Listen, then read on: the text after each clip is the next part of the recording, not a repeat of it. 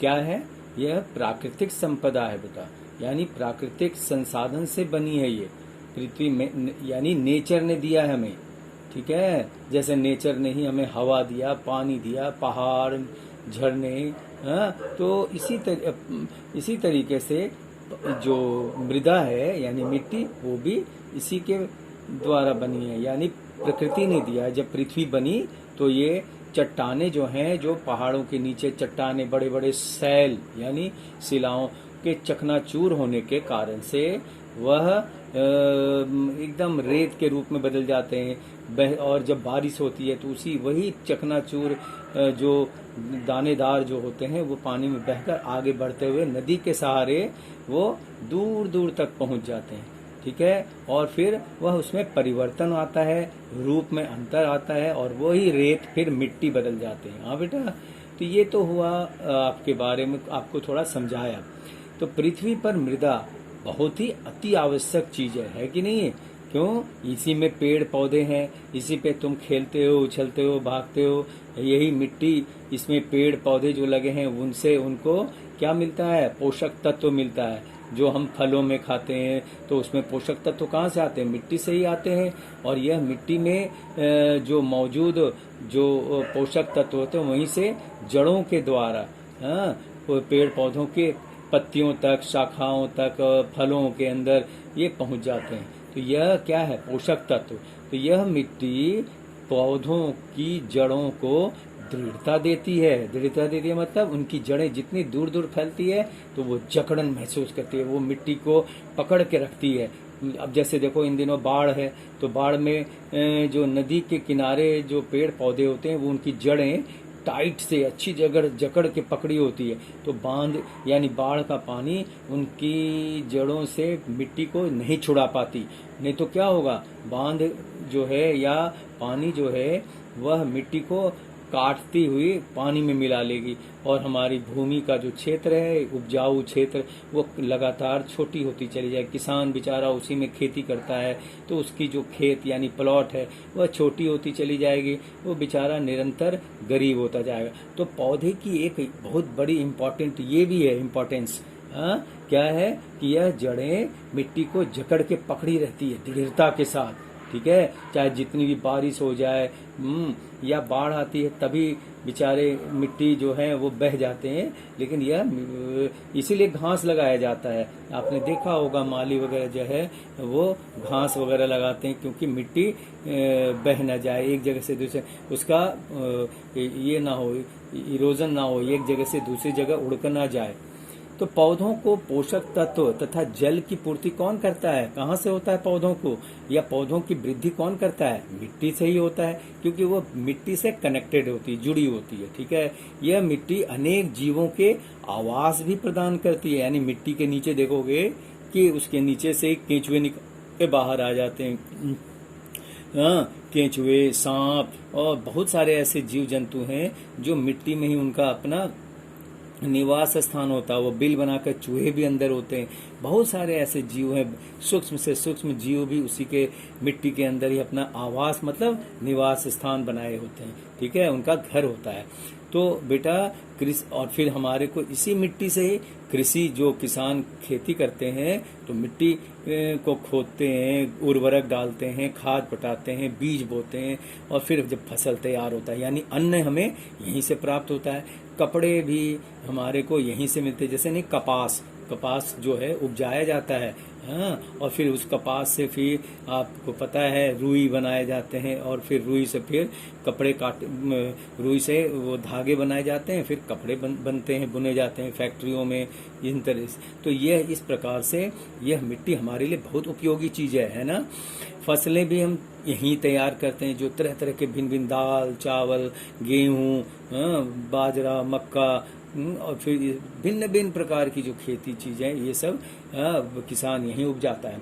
मृदा की परत द्वारा हम समझ सकते हैं कि किस प्रकार पृथ्वी पर सतह से गहराई तक, ये कभी कहीं कुआं खोदे हुए देखा है? तो खुदे हुए कुएं में तुम झांकोगे ना, जब नए कुएं खुदे जाते हैं तो ऊपर से जो जितनी गहराई जाओगे या पर नजर डालोगे तो मिट्टी के जो रंग है, प्रकार है, वो बदलते जाते हैं। सबसे ऊपर, फिर उसके बाद जैसे जैसे गहराई में जाएंगे उनके रंग काले, नीले, लाल, बहुत ब्राउन, इस प्रकार के कलर हो जाते हैं और उसके वो अपने आप जगह परत दर परत बनती चली जाती है। तो इसके लिए मैंने एक उदाहरण तुम्हें दिखाया है। ये जो एक ग्लास लिया है, शीशे की ग्लास है जो अंदर आर पार दिखती है, उसमें एक मुट्ठी वो कहीं खेत से, जहाँ खुले खेत हो वहां से मिट्टी उठाया और उसमें तुम पानी में, ग्लास में भरे हुए पानी में तुम 3/4 मतलब पूरा लबालब ना पानी भरो, उससे थोड़ा कम लेकर उसमें मिट्टी डाल दो। डालोगे ना और फिर चम्मच से हिलाओ या कोई भी चलने वाले जो ये हो तो उससे चलाओगे, तो धीरे धीरे उस पूरा मिलाने के बाद थोड़ी देर के बाद तुम छोड़ दो, शांत छोड़ दो। पानी में क्या होगा, सब कुछ जो है, जो भी बड़े कंकड़, उसके बाद उससे बड़े कंकड़, इस तरीके से सब अरेंज हो जाएंगे ऊपर, इस तरीके से परत दर परत बनती चली जाएगी। तो बेटा देखोगे कि यह अपने आप शांत होकर मिट्टी अपना एक परत बना लेती है। सबसे ऊपर ह्यूमस, उसके बाद देखो जल, मृदा, मृतिका, बालू और सबसे नीचे बड़े वाले कंकड़ जो होते हैं जिसको बजरी कहते हैं, वो इस प्रकार से ग्लास के अंदर अपने आप स्थान बना लेते हैं। ठीक है बेटा, तो ये इसी प्रकार पृथ्वी पर भी मिट्टी की जो परत है वो इस प्रकार बनी होती है। मृदा में उपस्थित बेटा सड़ी गली जो पत्तियां हैं वो सड़ती गलती हैं। जंतुएं जब वो मर जाते हैं तो उनके अवशेष वो भी क्या होता है, मिट्टी में मिल जाते हैं और वह एक प्रकार की उपजाऊ मिट्टी, ह्यूमस बना देती है। यह ठीक है, जो फसल के लिए बहुत इम्पोर्टेंट है। ठीक है, अतः पृथ्वी पर मिट्टी का निर्माण बेटा कैसे हुआ, ये तो आपको बता दिया पहले ही कि चट्टानें टूटती हैं जब सूरज की किरण सुबह से लेकर दिन दोपहर गर्मी के समय में जब सूरज की किरणें पड़ती है तो चट्टानें फैल जाती है। थोड़ी थोड़ी गर्मी से हर एक पदार्थ बेटा फैल जाती है, तो वो फैलती है। और फिर जब रात के वक्त या बारिश में या बारिश होती है, पानी इन सबों में वही पत्थर यानी सैल यानी चट्टानें फिर सिकुड़ती है। तो यह जमानों से, हजारों साल से ये क्रम होता रहता है। तो चट्टानों में दरार आ जाती है, सिकुड़ना फैलना, इस प्रकार से चट्टानें में दरक हो जाती है, टूट जाती है और फिर इस प्रकार रेत में बदल जाती है। बारिश हुई या नदी का कहीं या झरने का उसमें बहते हुए वही दानेदार निकल आते हैं। ओके बेटा, जो कि इसको रेत कहते हैं और आगे जाकर वह रंग परिवर्तन करके फिर वह मिट्टी का रूप ले लेती है। बेटा अलग अलग जगहों पे अलग अलग फसल उपजाए जाते हैं। रेत वाले इलाकों में पानी वाले जो फल सब्जी वगैरह आप जानते हो, तरबूज है, खीरा, ककड़ी वगैरह, ये सब कहाँ है, रेत वाले इलाकों में। बेटा इसी आधार पे मिट्टी के अलग अलग प्रकार हैं। हाँ बेटा, जैसे मिट्टी के अलग कौन कौन से प्रकार हो गए बेटा, कुछ बलुआई मिट्टी होती है, कोई मृणमय मिट्टी होती है, कोई दुमिट्टी मिट्टी होती है। तो इस प्रकार से मिट्टी के अलग अलग प्रकार होते हैं जो अलग अलग क्षेत्रों में बहते हुए पहुंच जाते हैं, यहाँ वहाँ पहुंच जाते हैं और वो सब कोई ना कोई फायदेमंद है, मतलब किसी न किसी चीज के लिए फसल के उपजाने में हमारी वो मदद करती है। मृदा के प्रकार को मैं बताता हूँ, विस्तार से वर्गीकृत करता हूँ।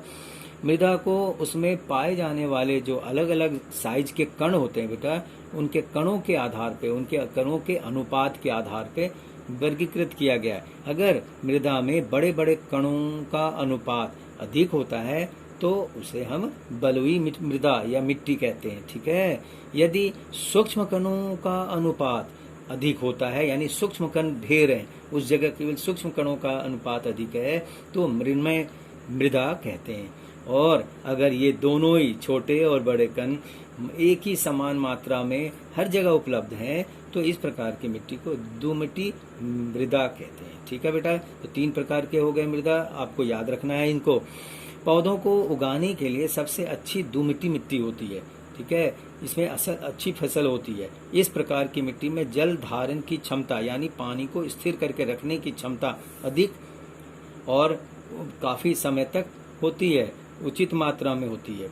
अतः जल का जो इसको हम ऐसे कहें कि जल की अंतःस्रवण सोख के रखने की क्षमता या दर जो है वो भिन्न भिन्न मिट्टी में भिन्न भिन्न होती है। और इसके लिए सूत्र दिया गया है जिसके द्वारा हम गणना करते हैं। ओके बेटा, और इस सूत्र क्या है, जल की मात्रा बटे अंत श्रवण अवधि, कितने समय, अवधि मतलब समय, कितने अधिक तक वह रोक के रखती है। तो ये है बेटा सूत्र, पेपर में आता है, क्योंकि पूछे जाते हैं, ठीक है, फिल इन द ब्लैंक्स वगैरह में। मृदा और फसलें बेटा, कौन सी फसल किस मिट्टी में अधिक होती है, इसको हमें जानना बहुत जरूरी है। ये किसान भाइयों के लिए भी बहुत जरूरी होता है, पेपर में यहाँ से प्रश्न आता है। भारत में अलग अलग क्षेत्रों में विभिन्न प्रकार की मृदा पाई जाती है, ये तो आपको बता दिया। कुछ क्षेत्रों में दोमटी मिट्टी पाई जाती है, तो कुछ क्षेत्रों में मृणमयी मिट्टी, तो कुछ जगहों में के क्षेत्रों में बलुई मिट्टी ये मिलती है। हाँ बेटा, दोमटी मिट्टी जो है, यानी जहाँ दोमटी और मृणमय दोनों ही प्रकार की मिट्टी होगी, वहाँ चने और गेहूं की खेती अच्छी होती है, खूब पैदावार होती है, वो उसके लिए उपयुक्त है। बहुत पसंद करते हैं गेहूं और चने जो हैं की जो खेती होती है, ये ऐसी मिट्टी में बहुत अधिक होते हैं। किसान इसकी अधिक पैदावार लेते हैं क्योंकि मिट्टी में जल धारण की क्षमता अधिक होती है।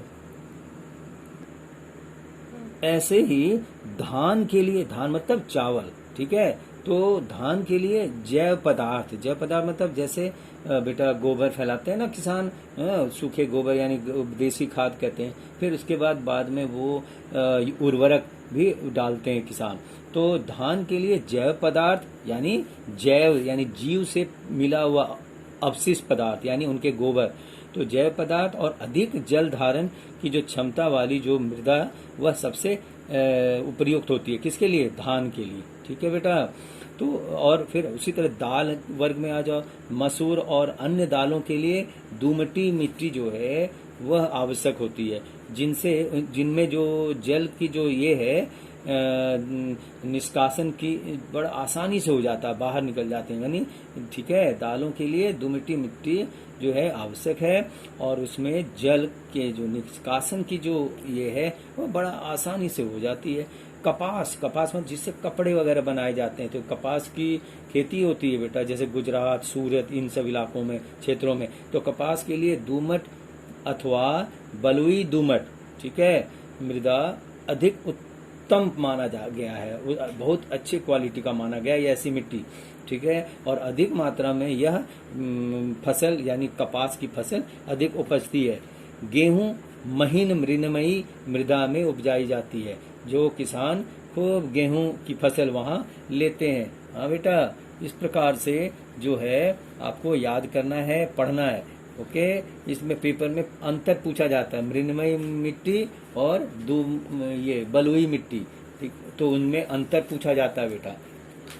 वो आपको मैं थोड़ा बता दूं, इसमें है मृणमयी मृदा के कणों का जो आकार होता है बड़ा छोटा छोटा होता है, जबकि बलुई मृदा जो होते हैं मिट्टी के कणों का आकार बड़ा बड़ा होता है, ठीक है, थोड़े कंकड़ थोड़े बड़े आकार में होते हैं उसके कंपेयर में, मतलब तुलना में, मृणमयी मिट्टी के तुलना में।